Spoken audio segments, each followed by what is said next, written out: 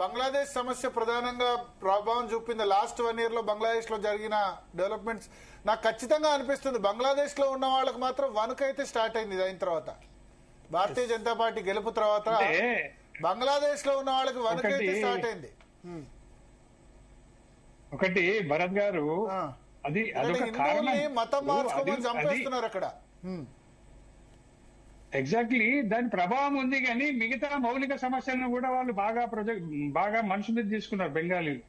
ఖాళీ లక్కీ బండార్లతోటే నడవదు, మాకు ఇండస్ట్రీస్ కూడా కావాలి, ఎంప్లాయ్మెంట్ కావాలి, లా అండ్ ఆర్డర్ బాగుండాలి, చొరబాట్లు బంద్ కావాలి, బంగ్లాదేశ్ లో ఏం పరిణామాలు జరుగుతున్నాయి, బెంగాల్లో ఏం పరిణామాలు జరుగుతున్నాయి, వాళ్ళు అన్నింటినీ పరిగణలోకి తీసుకున్న తర్వాతనే ఈమె ఓటమి అనేది ఖాయంగా మారింది.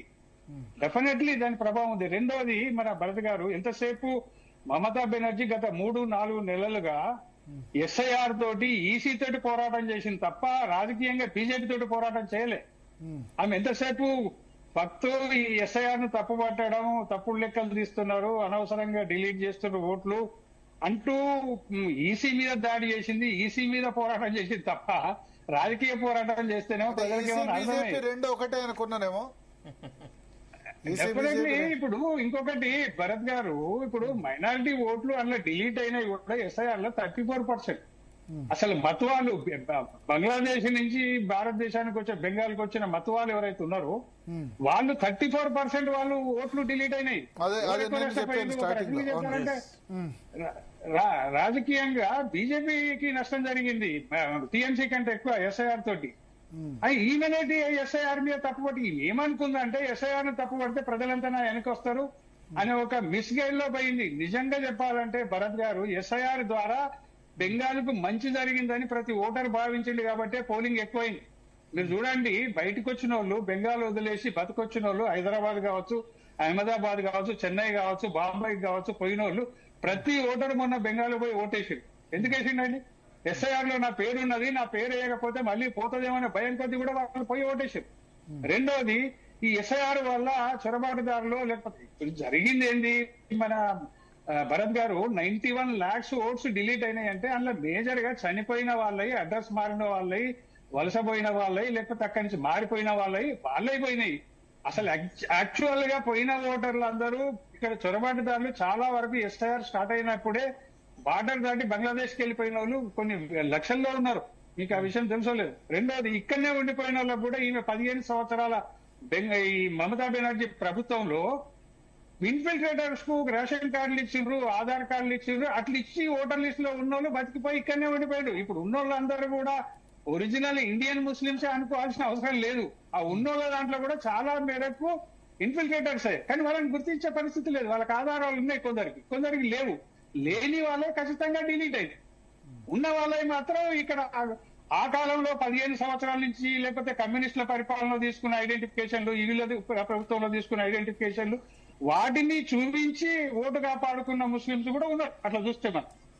కానీ జస్ట్ ఒక 3-4 years నుంచి వచ్చిన వాళ్ళు మాత్రమే వెనక్కిపోయినారు, లేదంటే వాళ్ళ పేరుంటే కొట్టేయబడ్డది అంతే. కానీ అక్కడ ఉన్న ప్రజలు మాత్రం ఎస్ఐఆర్ ను ఆహ్వానించిన దానికి ఈ రిజల్టే మనకు సాక్ష్యం. కానీ చాలా మంది నిన్న మొన్నటి వరకు నేషనల్ ఛానళ్లలో నేను చూసింది ఏంటంటే చాలా వరకు ఎనాలిసిస్ ఏం చెప్తున్నారంటే ఎస్ఐఆర్ ప్రభావం తీవ్రంగా. ఒక్కసారి మిమ్మల్ని ఇంటరాక్ట్ చేస్తున్నాం. విజయ్ తొలిసారిగా ఘన విజయం సాధించిన తర్వాత విజయ్ తొలిసారిగా ఇంటి బయటకు వచ్చి అక్కడ అభివాదం చేస్తున్న విజువల్స్ మనం చూస్తున్నాం. కేవలం ఒక 5 సెకండ్లు 10 సెకండ్లు మాత్రమే వచ్చి అక్కడ ఇంటి దగ్గర, ఎందుకంటే 4 కిలోమీటర్ల ముందే ఆపేశారట. అక్కడ నుంచి నడుచుకుంటూ రావాలి. సో ఇంటి దగ్గరికి పోలీస్ సెక్యూరిటీ అక్కడ బీఫ్ చేశారు. కాబోయే ముఖ్యమంత్రిగా ప్రెడిక్ట్ చేస్తున్నారు కాబట్టి 104 సీట్లో ప్రస్తుతం ఆధిక్యంలో ఉన్నారు విజయ్. అన్నా DMK 64, DMK 45, Congress 5, PMK 4, BJP 3, DMDK 2. DMDK కూడా డిఎంకే అలయన్స్ లోనే ఉన్నట్టుంది. సో ఓవరాల్ గా అలయన్స్ అంతా కలిపితే 45, 5, 52 దాకా ఉంది. అన్నా డిఎంకే అలయన్స్ కు 3rd పొజిషన్ ఉంది. టీవీకే 104, ఇంకా 14 మంది కావాలి మ్యాజిక్ ఫిగర్ రీచ్ కావాలంటే. ఎట్లా రీచ్ అవుతారో చూద్దాం. తమిళనాడు వీధుల్లో విజిల్ వేసుకుంటూ, ఎందుకంటే టీవీకే విజిల్ గుర్తు కదా, పార్టీ సింబల్ కాబట్టి విజిల్ వేసుకుంటూ అక్కడ చూడండి మొత్తం యూత్ మాస్ అందరు కూడా సంబరాలు చేసుకుంటున్న పరిస్థితి మొత్తం చెన్నైలో. ఇంట్లో విజిల్ కొట్టి విజయ్ బయటికి వచ్చారట. ఇంట్లో ఆల్రెడీ వాళ్ళ ఇంట్లో జోసెఫ్ చంద్రశేఖర్ వచ్చినప్పుడు ఏ విధంగా ఇంట్లో వాళ్ళు సంబరాలు చేసుకున్నారో కూడా మనం చూసాం. సో ఓవరాల్గా అయితే తమిళనాడులో విజయ్ నివాసం దగ్గర కానీ చెన్నైలో కానీ అక్కడ రాష్ట్ర వ్యాప్తంగా సినిమా విజయ్కి సంబంధించిన ఫ్యాన్స్ అందరూ కూడా టీవీ కార్యకర్తలు అందరూ కూడా సంబరాలు చేసుకుంటే పరిస్థితి. ఇంకోవైపు డిఎంకే టెంట్లు వాళ్ళు సంబరాల కోసం ఏర్పాటు చేసిన టెంట్లు కూడా బీకేయాల్సిన పరిస్థితి. ఎగ్జిట్ పోల్స్ వరెస్ట్ పోల్స్ అయ్యాయి. ఒక ఏమంటారు యాక్సిస్ మై ఇండియా తప్ప, అంటే వాళ్ళు నిజంగా చేస్తున్నారా లేదా అర్థం కావట్లేదు. థర్డ్ పొజిషన్ వచ్చేదాన్ని నెంబర్ 1గా ఎట్లా ప్రెడిక్ట్ చేస్తారో అర్థం కావట్లేదు. ఏమాత్రం దగ్గరగా లేవు. దగ్గరగా ఉంటే ఓకే, కానీ అంత తేడా అయితే మనకు కనబడట్లేదు. ఫస్ట్ మరి కాసేపట్లో టీవీకే ఆఫీసు కూడా విజయ్ వెళ్తారని మనకు తెలుస్తోంది. ఎస్ కలు శ్రీనివాస్ రెడ్డి గారు, సో ఒకసారి అక్కడ అంబియన్స్ వేయండి. ఎస్ పిసిఆర్ ఇంట్రెస్టింగ్, అక్కడ సౌండ్ వేయండి. Yeah hello S S Srinivas Reddy garu. ఇప్పుడు భరత్ గారు ఒక్క నిమిషం దిలీపాచారి గారు మాట్లాడతారు. ఇంట్రెస్టింగ్ జరిగిన ఎన్నికల లోపల ఒక ఆసక్తికరమైన పరిణామాలు గమనించాలి. ఇప్పుడు భారతీయ జనతా పార్టీ అధికారంలో ఉన్న 2 రాష్ట్రాల్లో, అస్సాంలో కానీ పుదుచ్చేరిలో కానీ, Bharatiya Janata party NDA party మళ్ళీ అధికారంలోకి నిలబెట్టుకున్నది.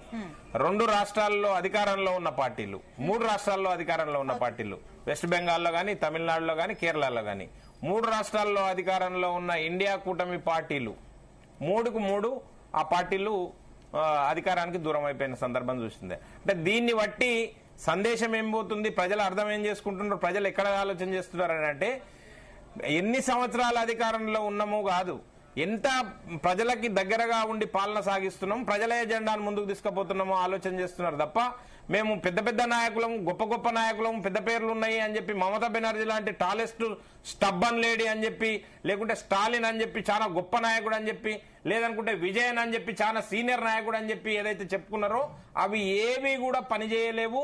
ప్రజలు ఆలోచన చేస్తున్నది, మీరు ప్రజలకు దగ్గరగా ఉండి ప్రజల కోణంలో ఆలోచన చేసి పాలన చేస్తున్నారా, లేదు మీరు వ్యక్తిగత ఎజెండాలు తీసుకొని దేశం ఏమైనా సరే, లేదనుకుంటే ప్రజలు ఏమైనా సరే ఆలోచన చేయకుండా మీరు పాలన చేస్తున్నారా, దీని గురించి ఆలోచన చేస్తున్నారు తప్ప ఒకటే ఒకటి. ఈరోజు ప్రో ఇన్కంబెన్సీ ద్వారా భారతీయ జనతా పార్టీ పాలిత రాష్ట్రాలు మళ్లీ అధికారంలోకి వచ్చినాయి.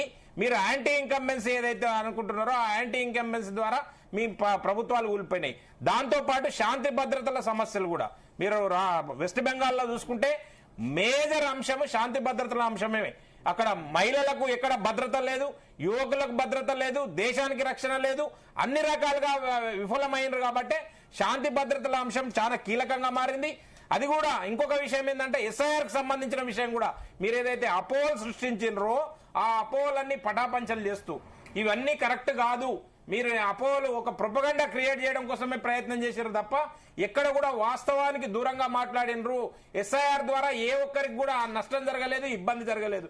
ఒకవేళ ఇబ్బంది జరిగింటే 2021లో 6,01,00,000 మంది ఓట్లేసారండి ఎస్ఐఆర్ కు పూర్వం.